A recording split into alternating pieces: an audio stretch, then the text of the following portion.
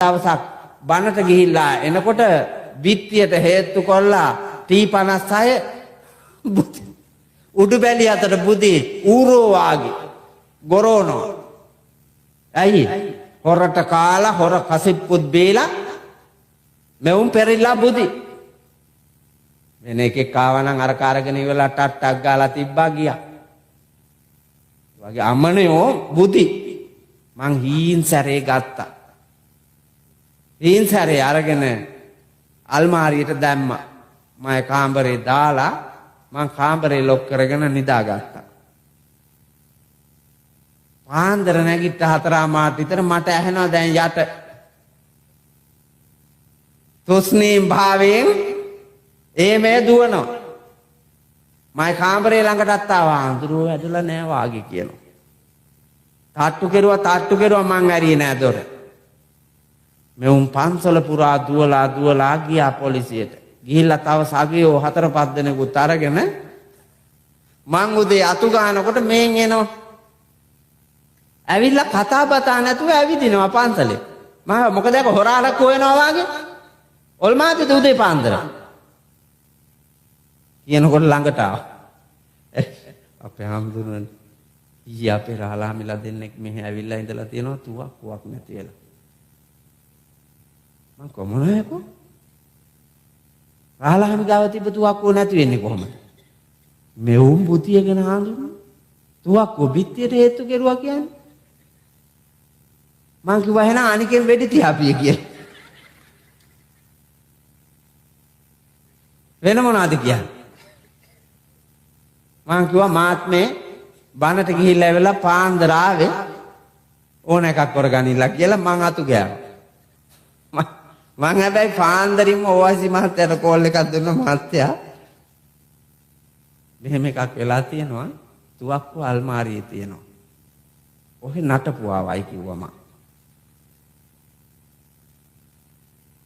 බැරිම තැන ඕවාසි මහත්තයාට කියලා ගිහින් දවස් 2ක් විතර හෙව්වා මෙව්ව. ඔයලා ගිහින් කිව්වා. ඉවහම් බැනලා තවත් දවස් 2ක් විතර රස්තිය අදු කෙරෙව්වා. ඒකොල්ල එක්කගෙන අපේ බණ මඩුවට ආවා ඔක්කොමලා බණ මඩුවට එක්කගෙන ඇවිල්ලා වාඩි කෙරෙව්වා. වාඩි කරලා මං කිව්වා මහත්තයාට කියන්න තියෙන දෙයක් කියන්නකෝ ඊට පස්සේ මං කියන්නම් කියලා. මම පාචනේ වෙනකන් කිව්වා කොරනෙව්වා. පාචනේ වෙනකන් කිව්වා. ඒ තරම් බලන්නකො රාජකාරියට දීපු කාලය රාජකාරියේ යොදවන්න තිබ්බ ශ්‍රමය දෙකම ගුලි කරලා බුදියාගෙන රාජ්‍ය සම්පත්ද අයාලේ අවභාවිතාවේ යොදවා අනාරක්ෂිත කොට මහා අපරාධකරුවන් නිර්මාණය කරන්නට ඔවුන්ට ඉනිමං සපයා මාසේ අන්තිමට පඩිය ගන්න මේකා කාලයක් හොරකම් කරලා ශ්‍රමයක් හොරකම් කරලා ධනයක් හොරකම් කරලා ඒක ගේ ඇතුලේ ඉඳලා පුතා මහරජ මැදුර දක්වාම මේ ලංකාවේ තියෙනවා. එක එක ප්‍රමාණවලින් අවශ්‍ය කුලියට යන මිනිහත් මහත්තයා එහෙමයි. කුලියට යන මිනිහා අර ගන්න පඩියට සරිලන්න වැඩේ කරන්නේ.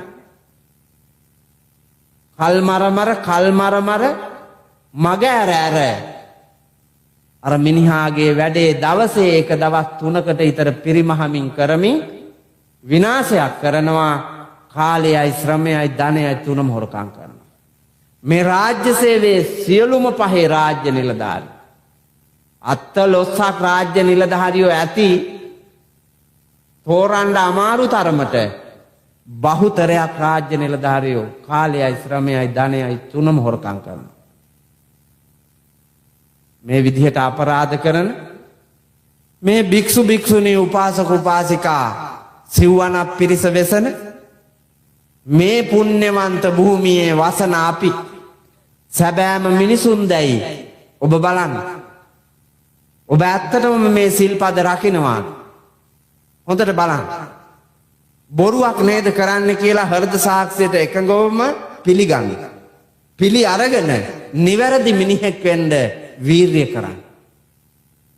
නිවැරදි මිනිහෙක් වෙන්න වීර්ය කරන්න. අලුත් ආරම්භයක් ගන්න. බුදුරජාණන් වහන්සේ ධම්සත් පැවතුම් සූත්‍රයේදී අනුදැන වදාරනවා. ආර්ය මාර්ගයේ විස්තර කරන තැන වීරිය වඩන්න කියනවා. කොහොමද වීරිය වඩන්න කියන්නේ? අනුප්පන්නානම් පාපකානං අකුසලානං ධම්මානං අනුප්පාදාය uppannānaṁ pāpakānaṁ akusalaanaṁ dhammānaṁ pahānāya anuppannānaṁ kusalaanaṁ dhammānaṁ uppādāya uppannānaṁ kusalaanaṁ dhammānaṁ titiyā asammosāya bhiyo bhāvāya vepullāya bhāvanāya pāripūriyā චන්දං ජනේති වායමති විරියං ආරභති චිත්තං පග්ගණ්ණාති පදහති. වඩන්නලු වීර්යය මොනවටද? නොකරපු පව් නොකරන්න, පාරිශුද්ධභාවය රැක ගන්න වීර්යය කරන්න ඕන. කරපු පව් නවත්තන්න වීර්යය කරන්න ඕන. මේ රටට ඕන මේක. මෙතෙක් කළ පව් නවත්තන්න වීර්යය කරන්න ඕන. නොකරපු පව් නොකර ආරක්ෂා කරන ගමන් කරපු පව් නවත්තන්න වීර්යය කොට නොකරපු හොඳ වැඩ ආරම්භ කරන්න ඕන. නොකරපු හොඳ කර්මාන්ත පටන් ගන්න ඕන. සම්පත් බහුල රටේ, කර්මාන්ත නැති රටේ සිරිමාවෝ මැතිනිය ජීවත් වෙලා ආරම්භ කරන ලද 1000 ගාණක් කර්මාන්ත මේ කලා වසා දමා ගිනිතියා දි รา පත් වෙන්න හැරියා විනා ආය ආරම්භ කළ කර්මාන්ත නැහැ. ඒ ඔක්කොම ඉවර. කර්මාන්ත ආරම්භ වෙන්නේ නැතුව රටක් කොහොමද සංවර්ධනය කරන්නේ? වැඩ කරන්නේ නැතුව, නිෂ්පාදනය කරන්නේ නැතුව ගෙදරක කන්නේ කොහොමද? බෑනේ. එයින්ද හැම මිනිහෙක්ම තමන්ගේ ගේ ඇතුලේ ඉඳලා අනුන්ට අතපාන්නේ නැතුව දිරියෙන් නැගිටින්න කරපු පව් මොනවද? කළ වැරදි මොනවද? නුවණින් දැකලා ඒව අතෑරලා අලුත් ආරම්භයක් ගන්න. නොකළ හොඳ වැඩ පටන් ගන්න. නොකළ හොඳ වැඩ. එතකොට දිනුව හැකි ලෝකේ. රනිල් වික්‍රමසිංහ මහත්තයා මම දැක්කා. ජනාධිපතිතුමා වර්තමානයේ සංවර්ධනීය සැලසුමක් අරන් ඇවිල්ලා තියෙනවා. අස්වැසුම 4 ලක්ෂයකට දෙනවලු අලුතෙන්. ඕන් සංවර්ධන සැලසුම පුතා. අංක 1. ඉංගන්න 4 ලක්ෂයක් අලුතෙන්. ශ්‍රී ලංකා පින්කෙතට. මේ වාගේ දුර්ජන සැලසුම් තියෙන, දුෂ්ට සැලසුම් තියෙන, නිවට කොන්ද පණ නැති අමන රාජ්‍යයකට තියනවාද පුතා හෙටක්? හෙටක් නෑ. ඕවද අලුත් ආරම්භය, අලුත් සැලසුම. හොරා කාපු එව්වා සියල්ලම නවත්තවුවා නම්, අපතේ අනේක සියල්ලම නැවැත්තුවා නම් සංවර්ධනීයයි. සංවර්ධනීය. වැව් අමුණු ටික සස්ත්‍රීක කළා නම්, කුඹුරු යායවල් ටික සංවර්ධනය කළා නම්, ගොවියාව ආරක්ෂා කළා නම් රට පෝසත්. අතපාන්නේ. රටේ ඇති නිෂ්පාදන තක්සේරු කොට ලෝකය දිහා බලලා ඒවා පිටරට යවුවා නම්, එහෙන් එන කහල් ගොඩට සල්ලි දීලා මේ රටට ගන්න මේ කලාට අපේ බවභෝග ටික පිටරට යවලා සල්ලි හම්බ කරගන්න බෑනේ. බලන්න. මං එංගලන්තේ හිටියා ගිහිල්ලා පහුගිය දවස්වල මාසයක් කරපිංච රුපියල් 70000යි. කරපිංච කිලෝ එකක් 70000යි. අවම. කරපිංච කැලෑ තියෙන්නේ පුතා. අපේ රටේ කරපිංච කැලෑ. මිනිසුන්ගෙන් 1000ට ගනි. 69000ක්ම අතරමඟට මුහුදට.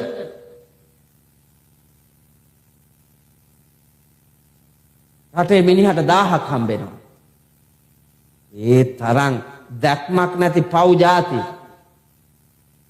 මං ගියම් දැන් සති 3කට උඩදී දෙහි කැඩුවා. දෙහි කිලෝ 2500 ගන්න. 2,65,000ක් විතර හම්බුණා. ඒක ඊට මාසයකට කලින් වික්කා නම් 22 ලක්ෂයක්. ඒ දෙහි ටිකටම 22 ලක්ෂයක් ගන්න තිබ්බා ඊට කලින් මාසේ වික්කන. බලන්න.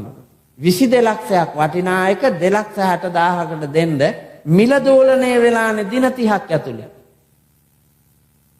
මේක තුලණය කරන්න පාරිභෝගිකයාටත් ගොවියාටත් ව්‍යාපාරිකයාටත් තුන් දෙනාටම සතුටු විය හැකි සම මිලක දෝලණය කරන්නට තරම් හැකි හයිය නැති කාලකන්ණි පරගැති මේ කල ආර්ථික විශේෂඥයෝලු. ඒගොල්ලෝ රට සම්වර්ධනය කරනවා. සදා කාලිකම හිඟන්නෝ මිසක් මේ යන ගමනේ හෙටක් නැහැ. ඒ හින්දා දැක දැන ඔය තියෙන එකත් හොරා නොකා ලස්සන ගමනක් යන්න මහන්සි ගන්න. අවබෝධයෙන් මහන්සි ගන්න. අපිට ලැබිලා තියෙන කාලය සීමිතයි. කාලය සීමිතයි. මට දැන් බණ කියන්න දීපු කාලය ඉවරයි. මම දැන් ඒ මට දීපු කාලය හැර ආපහු කියන්න ගත්ත ගමන් සිද්ධ වෙන ආලාභ ටික ඔබේ බොහෝ වැඩ අපතේ යනවා. මගේ බොහෝ වැඩ අපතේ යනවා. එහින්ද අදාළ කාලය සකසුරුවන් කොට නිර්මාණශීලී ගමනක් යන්න වීරිය කරන්න ඕන. කාලයයි ශ්‍රමයයි ධනයයි දෙක වටිනාම විශ්වයක් නිර්මාණය කරන උත්තම වස්තු. ඒ අතර කාලයට සහ ශ්‍රමයට පුදුම වටිනාකමක් තියෙනවා. උදේට හිස් අතින් එළියට බහපු මිනිහා කාගේ හරි කුලියකට යන උදේ 8ට පැය 8ක් වැඩ කරනවා අර ඉඩම් හිමියාගේ වත්තේ. මොනවාද යදී කරන්නේ? ඔහුගේ පැය 8ක කාලයක් ඔහු ගතේ සවියක් කාලයයි ශ්‍රමයයි දෙක අර මිනිහාගේ වත්තට මේ මිනිස්සයා දෙනවා. හැන්දෑවට වත්ත හිමියා රුපියල් 3000ක් දෙනවා. කාලය වැය කරලා ශ්‍රමය වැය කරලා මොකක්ද හම්බෙලා තියෙන්නේ? ධනය. කාලය නැමැති වස්තුවක් ශ්‍රමය නැමැති වස්තුවක් එක්කල කල නිර්මාණය වන්නේ වටිනා ධනයක්. ආන්ගේ ධනයත් සුරක්ෂිත කොට අයාලේ නොයවා පුණ්‍යවන්ත විදිහට රකින්න ඕන. ඒ අහිංසක මිනිහාගේ ධනය අරන් කඩේට යනකොට කඩේ මුදලාලියා උදුරා ගන්නවා නම් අසාධාරණ විදිහට හොරා කනවා නම් අර මිනිහාගේ කාලේනුයි ශ්‍රමේනුයි ධනේනුයි වැඩක් නැහැ. 1ට 3යි 1ට 4යි බඩු මිල. ඇත්තම මිලද? නෑ. මාකට් එකේ 165ට වට්ටක්ක කිලෝ එක ගන්නකොට ඊට කිලෝමීටර 15කට මෙහා පොලේ විකුණනවා 450යි පුතා. අතන 165යි මෙතන 450. මේ අහිංසකයාම තැලෙන නිෂ්පාදකයාම තලන වැඩ කරන එකාම තලන මේ පෞකාර සමාජ ක්‍රමය ඇතුලේ පුතා හුරා කන හොරා කන ගතිය වැඩි. ආන් එක නවත්තවුවේ නැත්තම් නිවන් නැහැ. තව සිල්පද 3ක් තියෙනවා පුතා. ඒකත් තොපට නැහැ. එහෙන්ද කියා ඔට්ටු වෙනවාට වඩා හිතලා බලාපල්ලා. කාමේසු මිච්ඡාචාරා වේරමණී සික්ඛාපදං සමාදියාමි අදින්නා මුසාවාදා වේරමණී සික්ඛාපදං සමාදියාමි සුරාමේරේ මජ්ජපමා දට්ඨානා වේරමණී සික්ඛාපදං සමාදියා. මේ සිල්පදද ලෞතුරා බුදුරජාණන් වහන්සේ දේශනා කිරීමෙන් කෝපාවිෂ්ඨ වන මෝඩයෝ කෝපාවිෂ්ඨ වී බාධා කළා කියලා කියනවා. බාධා කරන්නේ පුතා මෝඩයෝ තමයි. කාමයේ වරදවා හැසිරීම බරපතල සිල්පදයක්. අනිත් සිල්පද 4ම රකින්න දෙන්නේ නැත්තේ මේ සිල්පදේ බිඳීම. කාමයේ වරදවා හැසිරීමේ සිල්පදය නොරකින්න නිසා තමයි අනිත් සිල්පද රකින්න බැරි. හොඳට බලන්නකො සත්තු මරන්නේයි ඉන්ද්‍රියම් පිනවන්න. හොරකම් කරන්නේයි ඉන්ද්‍රියම් පිනවන්න. බොරු කියන්නේයි ඉන්ද්‍රියම් පිනවන්න. අරක්කු බොන්නේයි මත්ද්‍රව්‍ය ගන්නේයි ඉන්ද්‍රියම් පිනවන්න. ඉන්ද්‍රියම් වැරදි විදියට පිනවීම තමා කාමයේ වර්ධවා හැසිරීම. ඒ සිල්පදේ රැක්කා නම් අනිත් හතර නිකම්ම රැකෙන. ඒ හින්දා අවබෝධයයි ඕනන්නේ. නිකම් බොරුවට සිල් ගන්නා තැන්වල පන්සිල් ගන්නා තැන්වල දෑත එක් කරලා කියන්නම් බාලේ කියලා පැනලා යන පද පරම මිනිස්සු වෙලා අපායට යන්න එපා. ඔබ අවබෝධයෙන් ඒ කියවන එක මේ සත්‍යවාදී ලෝකේ කවරක් දැයි විමර්ශනය කොට පරීක්ෂණ කොට නිරීක්ෂණ කොට නිගමනයට පැමිණීම විද්‍යාව.